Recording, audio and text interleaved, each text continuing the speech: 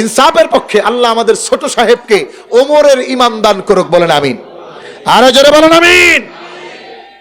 দেখেন নাই চুপচাপ ছিল, কইছে অস্ত্র জমা দিছি, ট্রেনিং বাকি আছে এখনো, দরকার হলে আবারও দেখাবো। ওটা ওমরের মতো জিদ্দি কথা, ওমরের মতো ইমানের কথা, ওমরের মতো তাজাল্লির কথা, ওমরের মতো আল্লাহর পক্ষ থেকে হিম্মত পাওয়ার কথা, নয়তো এই কণ্ঠে আওয়াজ আসতে পারে না। এদেশের আল্লাহওয়ালা যারা, সূর্য সন্তান যারা, শাহজালালের উত্তরসূরি যারা, সাহেব কেবলার উত্তরসূরি যারা, ফুরফুরা সারসিনা জনপুর সোনাকান্দার উত্তরসূরি যারা, তারা ব্যাঙের মতো পলায়া থাকে না, তারা ডিগডিগির মতো নাম পরিবর্তন করে আরেক দলে ঢুকে না। ওরা বাঘের মতো গর্জন দিয়ে ইমানের দীপ্ত কণ্ঠে হুনকার দিয়ে বলে, অস্ত্র জমা দিয়েছি কিন্তু ট্রেনিং জমা দেই নাই, যদি দিনের প্রয়োজনে আবার প্রয়োজন হয় তাহলে সংসদ পর্যন্ত খেদমত করতে রাজি আছি, বলো ঠিক কিনা?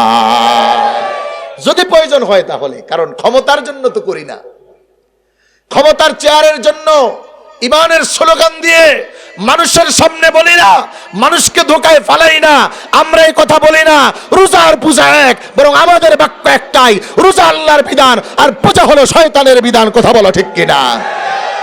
আমার ভাইরা দীপ্ত কণ্ঠে আবারও বলতে চাই, এদেশে ফুলতলির সন্তানেরা ডিগডিগের মতো পলায় থাকার নয়, শাহজালালের সূর্য সন্তানেরা পলায় থাকার নয়, আমরা দেখেছি বলে তোমরাই ছিলা, আমরা ছিলাম না, কথা বলো ঠিক কিনা?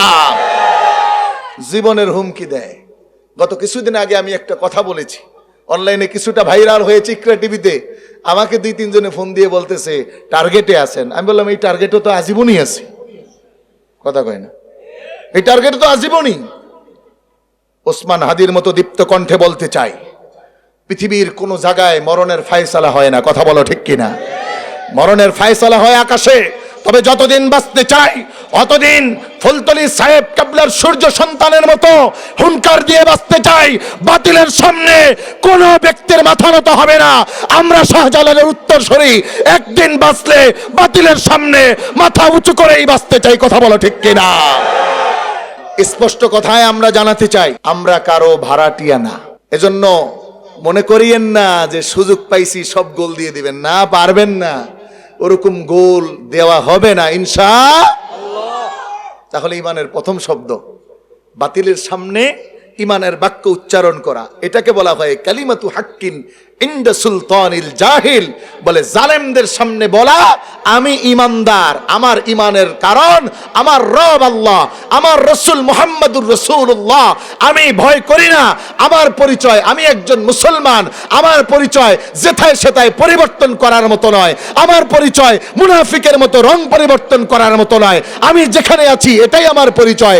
আমি শাহজালালের উত্তরসূরি, আমি ফুলতলির উত্তরসূরি, আমি সারসিনার উত্তরসূরি, আমি জনপুরের উত্তরসূরি, আমি শাহফরানের উত্তরসূরি, এটাই আমার পরিচয়, কথা বলো ঠিক কিনা? কারণ এদেশে তারা ইসলাম প্রচার করছেন, কারো কাছে বিক্রি হন নাই, কারো দলেও ঢুকেন নাই, কারো কারাও যান নাই, এটাই আমাদের পরিচয়। আমরা এটা দিতে চাই। রাজি আছি সবাই? যারা বলেন রাজি আছি আমরা সবাই, আল্লাহ আমাদের কবুল করুক, বলুন আমিন। আমরা দেখতেছি আমাদের দেশে এই দৈত্যতা শুরু হয়েছে। গোপনে মিটিং হয় একটা, বাইরে কয় আর একটা, বলল যে এবার গেলে আর আমাদের কোনো আইন শরীয়ত পন্থায় হবে না। তাইলে ইসলামী নাম হলো কেন? প্রশ্ন আছে না নাই? জোরে বলেন, প্রশ্ন আছে না নাই? যদি ইসলামী নাম হয় তাহলে শরীয়ত পন্থায় হওয়া দরকার আছে না নাই? এজন্য আমাদের রাহবারদের খেদমত বলে শরীফ শরীফা লাগছে, সংসদে গিয়ে ওইটাকে উঠাইছে, কথা বলেন। শরীফ শরীফাকে চেঞ্জ করায়া কোরআনী উসুল মোতাবেক, শরীয়ত মোতাবেক যা রাখা যায় তার ব্যাপারে পরামর্শ হয়েছে। এটাই হলো আমাদের কাজ। ছোট সাহেব দীপ্ত কণ্ঠে বলেছে, আমরা বাঘের মতো বাঁচতে চাই, সিংহের মতো বাঁচি, শিয়ালের মতো লুকিয়ে বাঁচি না। আমার একটা নেতা, একটা কর্মীর বিরুদ্ধে যদি একটা মামলা হয় তাহলে ওদের বিরুদ্ধে 1000টা মামলা হবে, কথা বলা ঠিক কিনা? কারণ আমরা তো লুলি কোরআনের জন্য, আমরা তো দিনের পক্ষে কাজ করতে চাই, ওলিদের পক্ষে কাজ করতে চাই। আর এদেশে যারা এদের বিরোধী আচরণ করে, ওলিদের মাজার ভাঙতে চায়, কশ্চিনকালেও এরা কখনো বিজয়ের স্বাদ পাবে না, পাবে না, পাবে না, বলো ঠিক কিনা?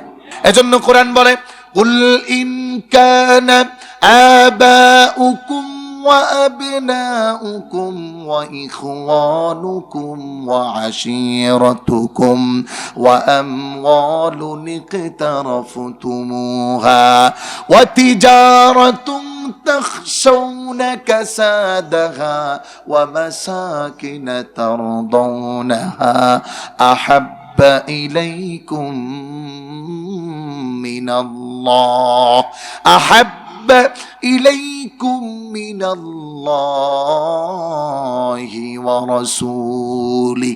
একজন মুমিনের সবচেয়ে বড় পরিচয় নিজের জীবন, নিজের সন্তান, নিজের সম্পত্তি, নিজের ব্যক্তি, নিজের দল, নিজের মত সব কিছুর ঊর্ধ্বে ওই মুমিন সবচেয়ে বেশি ভালোবাসবে আল্লাহ এবং আল্লাহর রাসূলকে। কথা বলো ঠিক কিনা? এজন্যই তো যদি নবীরে গালি দেয় আমাদের লাগে, আবার আমাদের দেশের কিছু মানুষ আছে নবীরে গালি দিলে তাদের লাগে না, নবীরে বকা দিলে তাদের কিছু হয় না, কিন্তু একটা বিড়ালের ছানা, কুকুরের ছানা মাইরা ফালাইলে ফেসবুকে জ্বর তোলে। আছে না? সুশীল সমাজ, তাদের নাম কি? যারা বলেন নাম কি? এই যে দেখছেন না কয়দিন আগে বিড়াল ছানা, এই কুকুরের বাচ্চা মরছে, আর কত আফসোস, ইস কুকুরের বাচ্চাগুলো মারা গেছে, কিন্তু মানুষের বাচ্চা যে মারা যাইতেছে এই ব্যাপারে তাদের কোনো কথা, রাসূলকে গালি দেয় এই ব্যাপারে তাদের কোনো কথা, শাহজালালের মাজার ভাঙার ব্যাপারে কথা বলে এই ব্যাপারে তাদের কোনো কথা।